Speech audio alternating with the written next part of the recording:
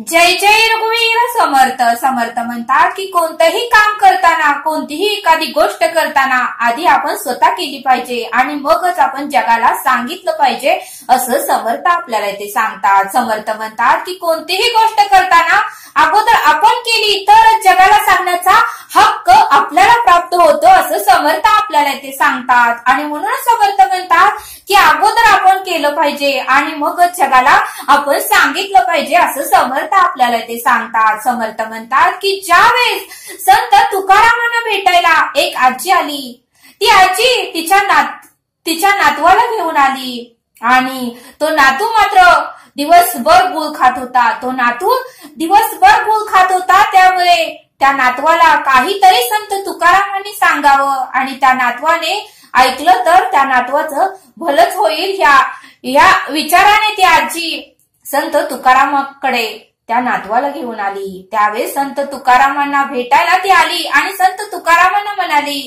की माझा नातू दिवसभर गुळ खातोय आणि कृपा करून त्याला तुम्ही काहीतरी 4 गोष्टी समजावून सांगा। त्याला तुम्ही सांगा की गुळ खाणं चांगलं नाही। त्यावेळेस संत तुकाराम महाराज म्हणाले की आजी तुम्ही 4 दिवसांनी या, तुम्ही 4 दिवसांनी या आणि मगच मी त्या मुलाला समजावून सांगतो। मग ती आजी परत घरी गेली आणि 4 दिवसांनी ती परत संत तुकारामांकडे आली। त्यावेळेस संत तुकारामांना ती आजी म्हणाली तुम्ही सांगितल्याप्रमाणे मी 4 दिवसांनी परत आले, आता तुम्ही या बाळाला समजावून सांगा।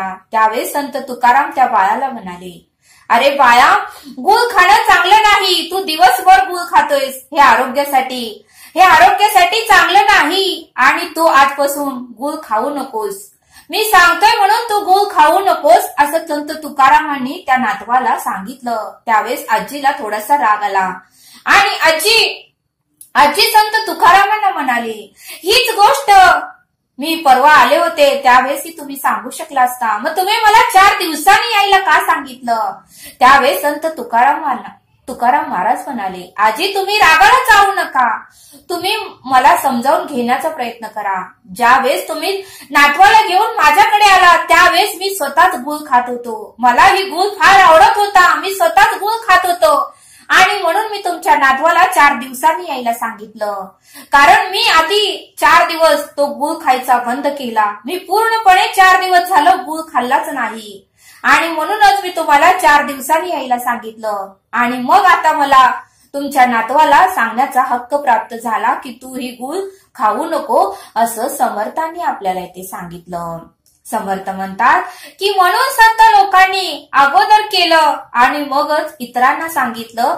म्हणून समर्थ म्हणतात की एखादी गोष्ट करताना किंवा इतरांना सांगताना आपण अगोदर केली पाहिजे आणि मगच इतरांना आपण सांगितलं पाहिजे असं समर्थांनी आपल्याला इथे सांगितलं। आणि म्हणूनच समर्थ म्हणतात की संत पुंडलिकानेही अगोदर केलं मग जगाला सांगितलं, श्रावण बाळानेही अगोदर केलं आणि मग जगाला सांगितलं, नरहरी सोनारानेही अगोदर परमेश्वराची प्रचिती घेतली आणि मग जगाला सांगितलं, मीराबाईनेही श्रीकृष्णाच्या भक्तीची प्रचिती घेतली आणि मग जगाला सांगितलं, अहिल्याबाई होळकर यांनीही जगासाठी भरपूर काही केलं आणि मगच जगाला सांगितलं, सावित्रीबाई फुले, राणी लक्ष्मीबाई, झाशीची राणी जिजाऊ, छत्रपती शिवाजी महाराज यांनीही स्वतः केलं आणि मगच इतरांना सांगितलं, महात्मा गांधी, ज्योतिराव फुले यांनीही स्वतः त्रास सहन केला, स्वतः अगोदर केलं आणि मग इतरांना सांगितलं। आणि म्हणून समर्थ म्हणतात की स्वतः अगोदर केलं पाहिजे आणि मगच इतरांना सांगण्याचा आपल्याला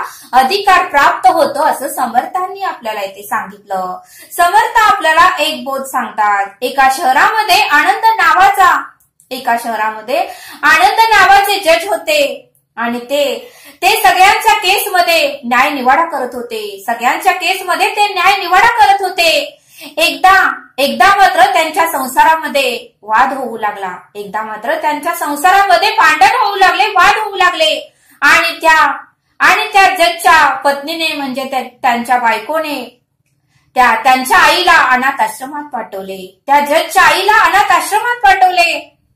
त्यावेळेस मात्र जज साहेब काहीच बोलले नाही, त्या क्षणाला जज साहेब काहीच बोलले नाहीत आणि 8 दिवस झाले 8 दिवस झाले आई अनाथ आश्रमात गेली होती, तरी जज साहेब आईला भेटायला गेले नव्हते आणि आपल्या आई विरुद्ध त्या बायकोलाही काय बोलले नाही, शांतच बसले. 8 दिवसांनी मात्र जज साहेबांचा मित्र त्यांच्या घरी आला आणि जज साहेबांना म्हणू लागला की वारे मित्रा, तुझा चांगलाच न्याय झाला.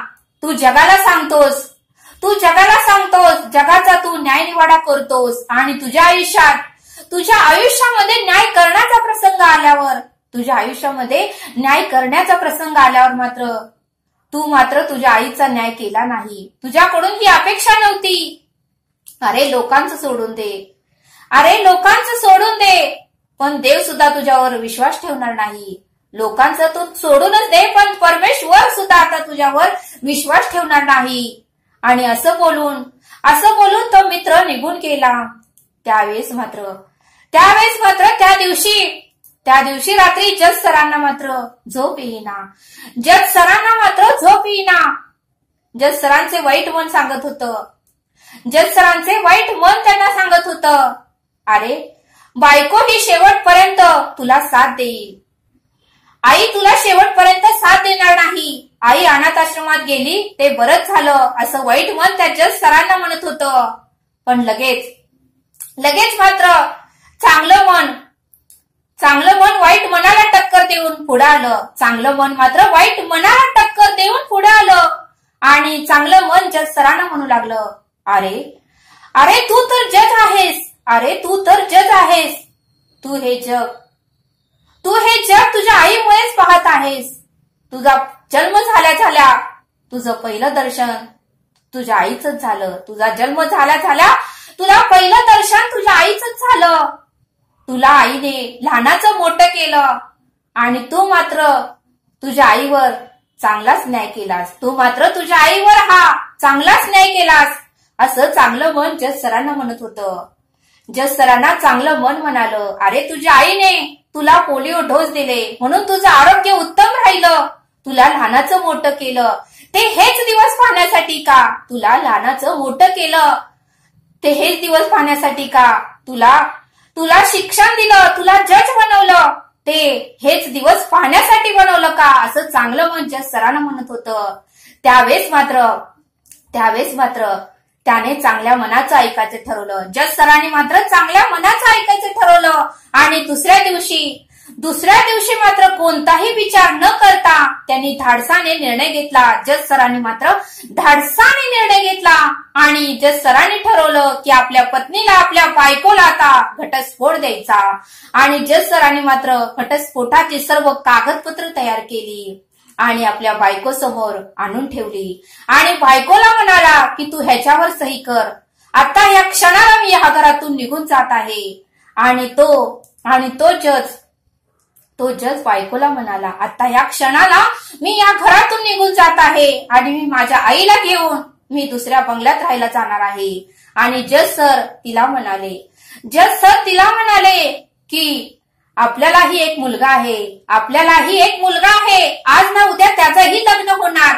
ज्यावेळेस त्याची पत्नी या घरात सून म्हणून येईल त्यावेळेस थोड्या दिवसांनी तीही तुला अनाथ आश्रमात पाठवेल. आणि मग तुला कसं वाटतंय याचा तू विचार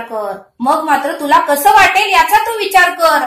आणि ती सून तुला म्हणणार की तुम्ही तुमच्या सासूबाईंना अनाथ आश्रमात पाठवलं तर मी तुम्हाला अनाथ आश्रमात पाठवलं म्हणून एवढं काय माझ्याकडून चूक झाली, अशी ती तुझी सून तुला म्हणेल. असं जज सर आपल्या बायकोला म्हणून ते अनाथ आश्रमात आपल्या आईला आणण्यासाठी गेले. आणि आपल्या आईला आणण्यासाठी जज सर अनाथ आश्रमात गेले. आपल्या आईला भेटले. आई रडत बसली होती. आईच्या पाया पडले आणि आईला मिठी मारली आणि आईला म्हणाले की माझं चुकलं, मला क्षमा कर आणि मी तुला घेऊन जायला आलोय. मी तुला ह्या अनाथ आश्रमातून घेऊन जाण्यासाठी आलोय. आणि जज सरांनी आपल्या आईला अनाथ आश्रमातून नेलं आणि दुसऱ्या बंगल्यामध्ये ती दोघंही राहू लागली. 8-9 दिवस गेल्यानंतर जज सरांच्या बायकोला मात्र वाईट वाटू लागलं. एकटीच त्या बंगल्यामध्ये राहू लागली. तिची मुलं आणि ती एकटीच राहू लागली. तिला काही करमेना, तिला शांती मिळेना, तिला समाधान मिळेना, तिला सुख मिळेना. एवढी मोठी प्रॉपर्टी होती, एवढी मोठी संपत्ती होती, दागिने होते, गाडी होती, बंगला होता, इस्टेट होती, प्रॉपर्टी होती, घरामध्ये डोकर चाकर होते, पण तिला मात्र थोडस आणि कणभर सुद्धा समाधान नव्हतं. तिला रात्री झोपही येत नव्हती, का तर तिचे कर्मच तसे होते. त्यावेळेस मात्र तिनेही ठरवलं की आपण आपल्या चुकीची माफी मागायची. आणि दुसऱ्या दिवशी मात्र ती आपल्या पतीकडे जज सरांकडे आली आणि सासूबाईंच्या आणि जज सरांच्या पाया पडू लागली. माझं चुकलं, मला क्षमा करा, मला माझ्या चुकीची जाणीव झाली, तुम्ही मला क्षमा करा आणि कृपा करून परत आपल्या घरी चला. आपण परत उत्तमाचं राहूया, आनंदाने राहूया आणि परत मी असा विचार करणार नाही. तुमच्या आईलाच मी माझी आई समजेल आणि त्यांची मी सेवा करेन, असं जज सरांची पत्नी जज सरांना म्हणू लागली. आणि त्यावेळेस मात्र जज सरांना आनंद झाला आणि त्यांचं चांगल्या मनालाही आनंद झाला, कारण ते जगाचा न्याय निवाडा करत होते. आणि स्वतःवर ज्यावेळेस न्याय करायचा वेळ आली त्यावेळेस मात्र त्यांनीही उत्तमाचाच न्याय केला, याचाही जज सरांना अभिमान वाटत होता. मग बघा म्हणले समर्थ, आपण अगोदर करावं आणि मगच जगाला सांगावं. म्हणून समर्थ म्हणतात की जज सर ही अगोदर न्याय निवाडा करत होते, मग जगाला सांगत होते. मग ज्यावेळेस त्यांच्या आयुष्यात प्रसंग आला त्यावेळेस त्यांनी तेच करायचं ठरवलं. अगोदर त्यांनी न्याय निवाडा केला आणि आईची बाजू सत्याची होती, न्यायाची होती आणि त्याच बाजूने त्यांनी न्याय केला. बघा म्हणले समर्थ, मग आपल्याही आयुष्यात असे प्रसंग येतात, त्यावेळेस आपल्यालाही न्याय करता आलं पाहिजे. मग आपल्या आयुष्यात कोणतंही नातं असू द्या, त्यावेळेस आपण विचार न करता सत्याच्या बाजूलाच आपण न्याय देता आलं पाहिजे, असं समर्थांनी आपल्याला इथे सांगितलं. आणि म्हणूनच समर्थ म्हणतात की नकारात्मक पेरणी केली की नकारात्मकच उगवेल आणि सकारात्मकाची पेरणी केली तर सकारात्मकच उगवेल, असं समर्थांनी आपल्याला इथे सांगितलं. आणि म्हणूनच समर्थ म्हणतात की आपल्या कर्माला दोष देऊ नका. आयुष्य जगताना आपल्या कर्माला, आपल्या नशिबाला कधीही दोष देऊ नका. आयुष्य जगत असताना तुमच्या विचारांना दोष द्या, असं समर्थांनी आपल्याला इथे सांगितलं. समर्थ म्हणतात की विचार जर चांगले असेल तरच उत्तम घडणार आहे, जर विचार वाईट असतील तर वाईटच घडणार आहे. आणि म्हणून समर्थ म्हणतात की कर्माला दोष कधीही देऊ नका, आपल्या कर्माला दोष कधीही देऊ नका. तुमच्या विचारांना तुम्ही दोष द्या, असं समर्थांनी आपल्याला इथे सांगितलं. तरी आता आपण येथेच थांबूया, भेटूया पुढील भागात. जय सद्गुरू.